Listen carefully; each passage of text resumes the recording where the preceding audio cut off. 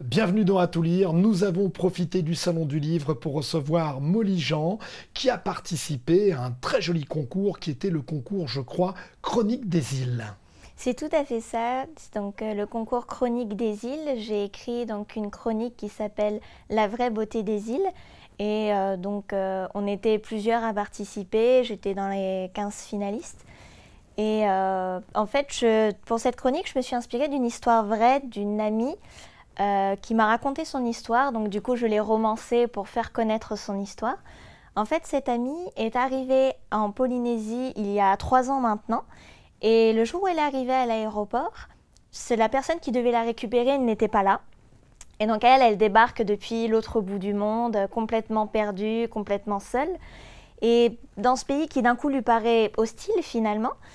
Et dans sa détresse, en fait, il y a une personne qui s'est approchée d'elle et qui lui a demandé qu'est-ce qu'elle avait, pourquoi elle avait l'air aussi paniquée.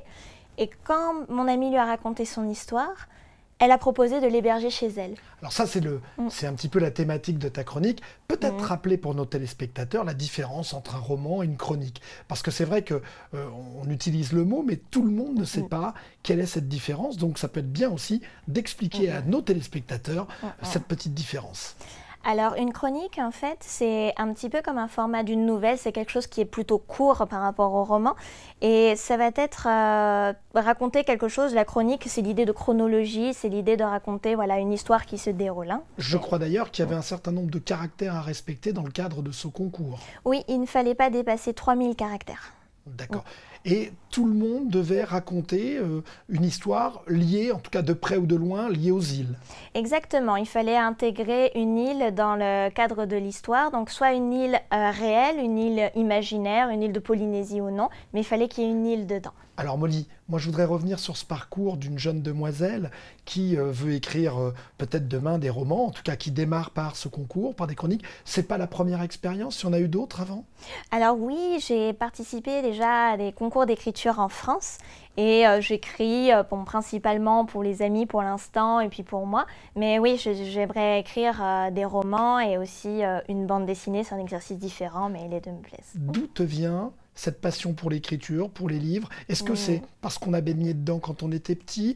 Est-ce que c'est induit par autour de soi des amis, la famille? C'est un univers déjà qui était bien ancré dans ton entourage?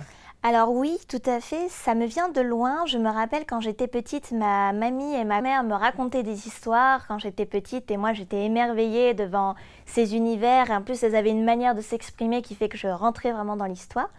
Et quand j'étais adolescente, j'écrivais beaucoup et j'avais découvert que mon père écrivait. On n'en avait jamais parlé et on s'est trouvé ce goût en commun. Et donc oui, j'écrivais beaucoup de poésie et puis après des petites histoires et puis au final des romans. J'ai envie de te demander, est-ce qu'il y a des livres qui ont forcément marqué ton parcours? Quels sont ces livres, si tu en avais un ou deux à nous citer comme ça? Alors là, comme ça, il y a un auteur qui vient, c'était Pierre Bottero. Il écrivait du fantastique surtout. Ça s'appelait La quête d'Elana. Après, j'ai beaucoup de livres de développement personnel. J'aime beaucoup Paulo Coelho avec L'Alchimiste. Et puis, plutôt ces livres-là en développement personnel. Ouais. Tu es jeune, à l'heure d'Internet, il y a une crise, il y a eu la crise du disque. Est-ce que la crise du livre fait partie de tes angoisses, des inquiétudes, ou il n'y a pas de crise du livre et finalement il y a toujours autant d'auteurs, il y a toujours autant de gens et surtout des jeunes pour prendre la relève? Je pense, oui, que c'est le format, je pense, qui va changer. Aujourd'hui, on est plus sur de l'e-book, on va être plus sur du livre numérique, mais je pense que les jeunes, et notamment avec le Salon du Livre, on le voit, qu'il y a vraiment un engouement pour la lecture et l'écriture qui reste là, et j'en suis vraiment contente, et je pense que c'est vraiment une question de format qui va changer simplement. Ce salon du livre, il existe depuis de nombreuses années. C'est un bel événement sur Tahiti. Un petit mot peut-être sur... Tu y avais participé avant de faire des concours. Tu allais régulièrement visiter ce salon? Alors non, moi c'est la première année du coup que je découvre ce salon et je suis très contente que ça existe en Polynésie, qu'on remette l'idée de la lecture au goût du jour comme ça. Je voyais qu'il y avait du monde, il y avait beaucoup d'activités, de petits ateliers pour apprendre à écrire, apprendre à faire une BD. Et je trouve ça formidable de véhiculer cette idée. Ce sont nos histoires et c'est important de les partager. Alors j'ai l'impression, on voit bien que tu es une passionnée. Moi j'ai envie de te poser cette question maintenant. Après la chronique, Quel est le projet de demain pour toi? Vers quoi tu veux aller? Est-ce qu'il y a déjà d'ailleurs des projets que tu as en tête d'écriture? Est-ce que tu peux nous en dire un petit mot? Alors oui, j'ai déjà des projets en écriture. Il y a un roman en particulier qui me tient particulièrement à cœur sur la gratitude. Et puis il y en a un autre, ça va plus être, je pense, sous un format de livre descriptif. Là, ça va être plus sur l'importance, l'éloge de la lenteur. Et donc, c'est des projets que j'ai et puis je suis désireuse de me former au fur et à mesure de rencontrer des gens. Et au Salon du Livre, j'ai eu l'opportunité de rencontrer des gens qui expliquaient un petit peu certaines techniques. Donc, ouais, je vais continuer vers ça. Alors ça aussi, on n'en parle pas forcément souvent, mais tu parles de rencontres avec d'autres personnes. C'est aussi pour faire des collaborations? Ou est-ce que le mythe de l'écrivain tout seul, qui se repliait sur lui-même, est-ce que c'est une image finalement un peu fausse? Parce qu'aujourd'hui, les écrivains collaborent, travaillent des fois avec d'autres co-auteurs. Est-ce que c'est des projets sur lesquels tu te sens capable de partir? Alors, jusqu'ici, moi, j'ai pas eu l'occasion de travailler avec d'autres auteurs, mais je suis très ouverte à ça puisque c'est intéressant d'avoir un retour critique de quelqu'un dont c'est vraiment l'expertise, le métier, qui remarque des petits détails qu'on voit pas forcément. Et donc, oui, j'ai quelques écrivains dans mon entourage et puis pourquoi pas, oui, avoir leur avis. De toute façon, le jour où j'écrirai, évidemment qu'ils seront informés, ils me feront leur retour, bien sûr. Dans le cadre de ce concours, donc tu es arrivé combien? Tu as été sélectionné? Tu peux nous préciser un petit peu? Qu'est-ce qui s'est passé au niveau des résultats? Alors, il y avait 66 personnes qui ont écrit des textes et moi, j'étais dans les 15 finalistes, donc les 15 qui ont été sélectionnés. Et donc voilà, je n'ai pas reçu de prix, mais j'étais dans les 15 finalistes. Et puis, j'ai lu des écrits, il y en avait qui étaient vraiment excellents et puis il y en avait qui étaient très touchants. C'est intéressant aussi de découvrir un petit peu d'autres plumes de Tahiti. Il y a vraiment du beau travail. On est dans une écriture où on parle cette chronique devait parler des îles. Forcément, l'inspiration polynésienne, elle est là. La Polynésie, je suppose que tu y vis depuis déjà de nombreuses années. C'est forcément source d'inspiration?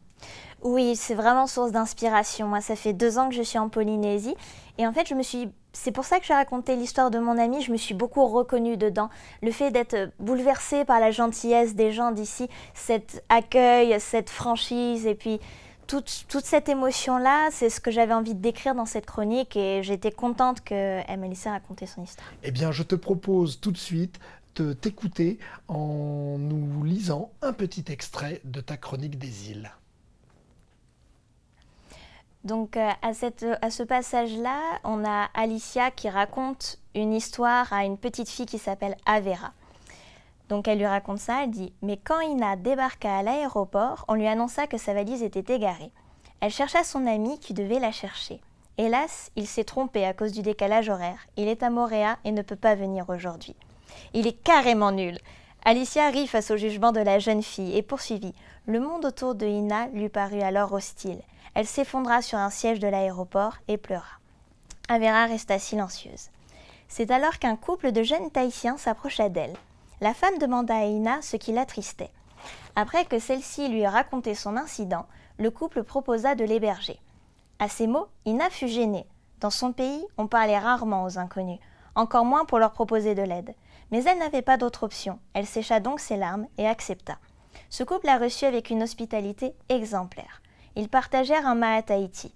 Ina a adoré le poisson cru. Ils ont bien ri en lui faisant goûter du fafarou. Ça puait tellement. Avera éclata de rire. Ils lui montrèrent l'île, ses montagnes et ses plages. Ina se sentit proche de la nature. Ils l'emmenèrent voir la danse traditionnelle tahitienne. Ses amis étaient d'excellents danseurs. Ina sentait la nature polynésienne dans la fluidité de leurs gestes. Quelques jours plus tard, on ramena la valise de Ina. Émue par l'accueil de ses amis, cette dernière en avait oublié ses soucis. Elle comprenait que la beauté des îles ne résidait pas dans la splendeur de ses paysages, mais dans la bonté du cœur de ses habitants. Une fois Avera endormie, Alicia retrouva Fétia. « Tu lui as même parlé du fafarou » lança-t-elle en riant. Alicia sourit, une larme roula sur sa joue. « Tu pleures ?»« Parfois, je me demande juste ce que j'aurais fait ce jour-là si tu ne m'avais pas trouvée avec Aroa. » Et je vous laisse imaginer la fin. Merci Molly, une auteure qu'il faudra suivre de très près. Quant à nous, je vous dis au revoir et puis on se retrouve dans le prochain À tout lire.